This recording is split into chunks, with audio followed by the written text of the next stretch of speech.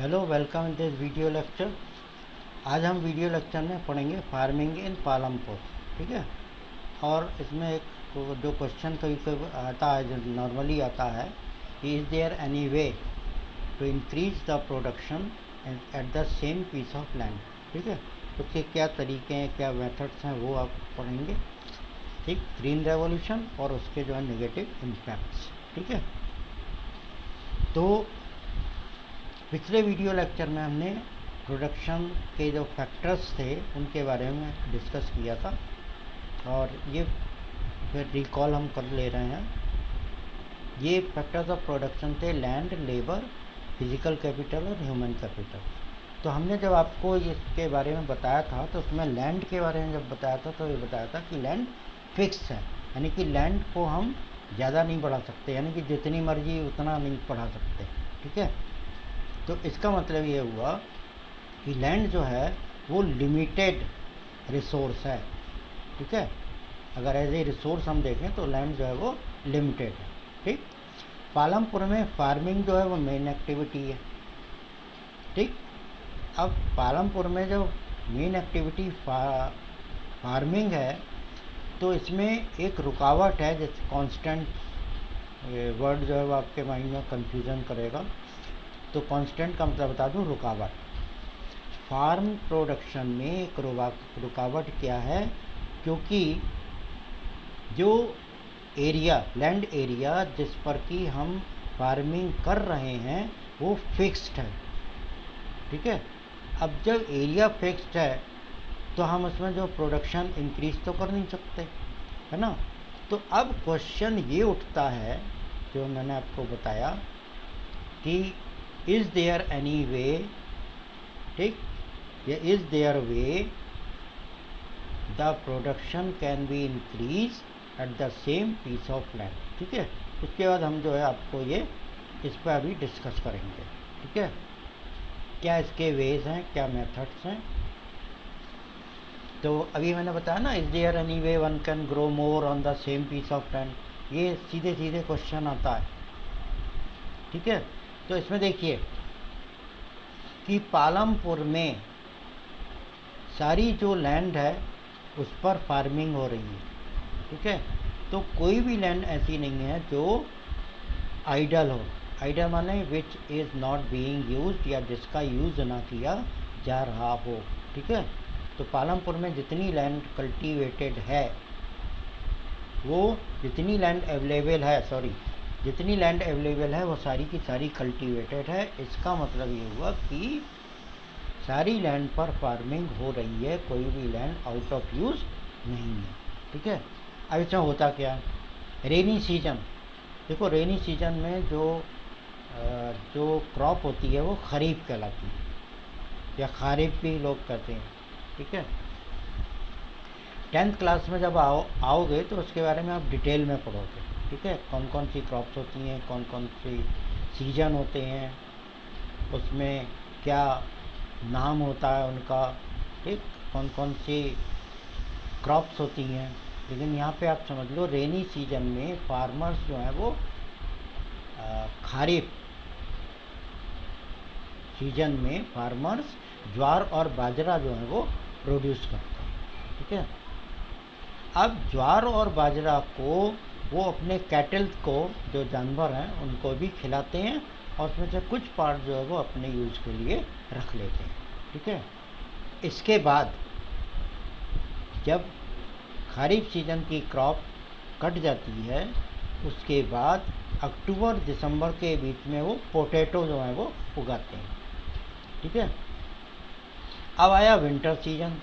Winter season के duration में जो है रबी क्रॉप उगती है, तो उसमें जो है वो क्या करते हैं, व्हीट और ग्राम इसको उगाते हैं। ठीक है।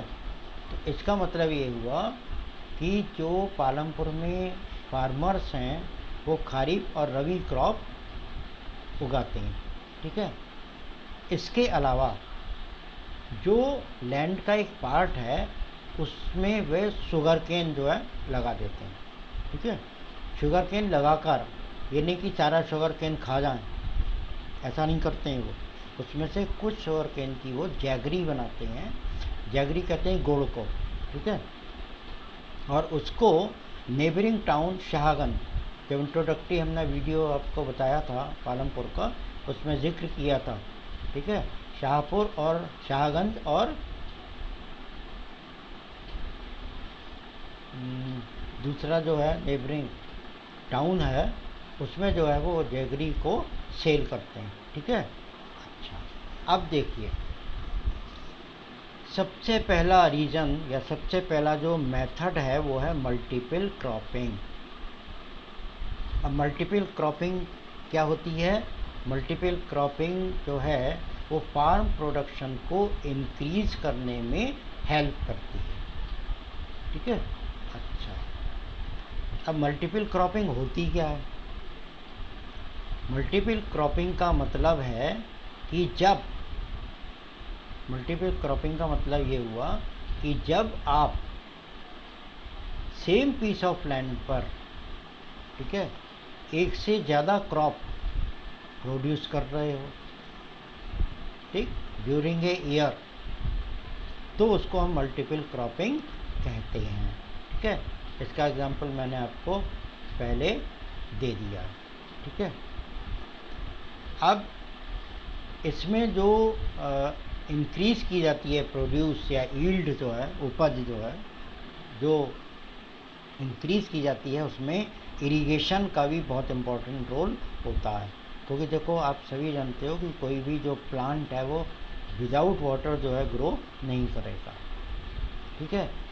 अब दूसरी चीज़ electricity, multiple cropping, modern farming methods, इनसे जो है फार्म प्रोडक्शन इंक्रीज होता है, ठीक है। तो कहने का मतलब ये हुआ कि फार्म प्रोडक्शन को इंक्रीज करने के लिए इरिगेशन, इलेक्ट्रिसिटी, मल्टीपल क्रॉपिंग और मॉडर्न फार्मिंग मेथड्स का बहुत इम्पोर्टेंट रोल होता है, ठीक है। अब आएंगे हम इरिगेशन पे।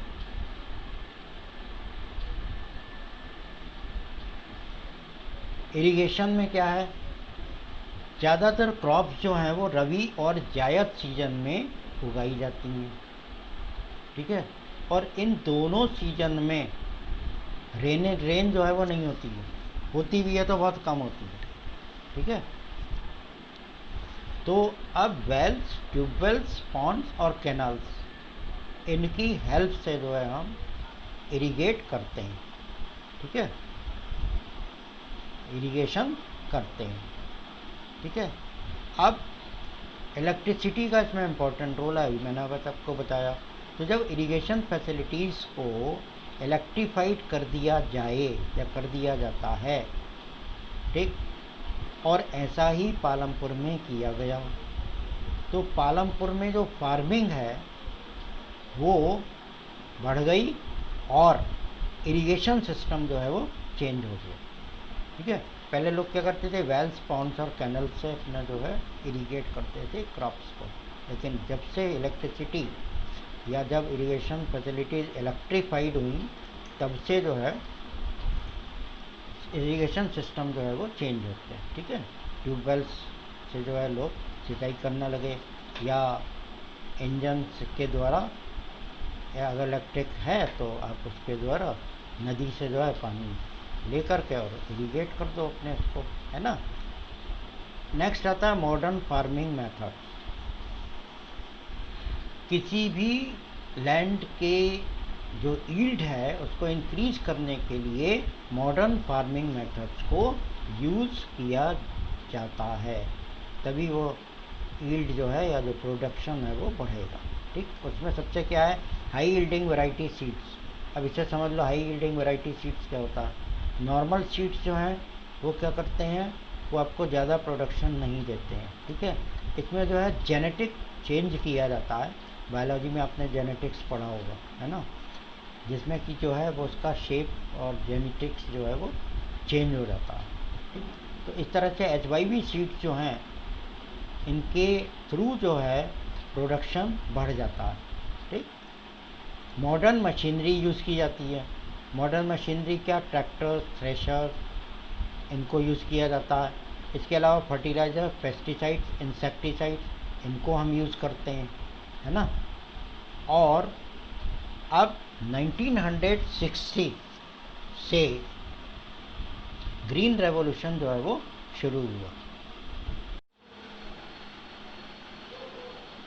अब ग्रीन रेवोल्यूशन यानी कि 1960 में जो हरियाणा, पंजाब और वेस्टर्न उत्तर प्रदेश के फार्मर्स ने HYV सीड्स को यूज़ करना शुरू किया।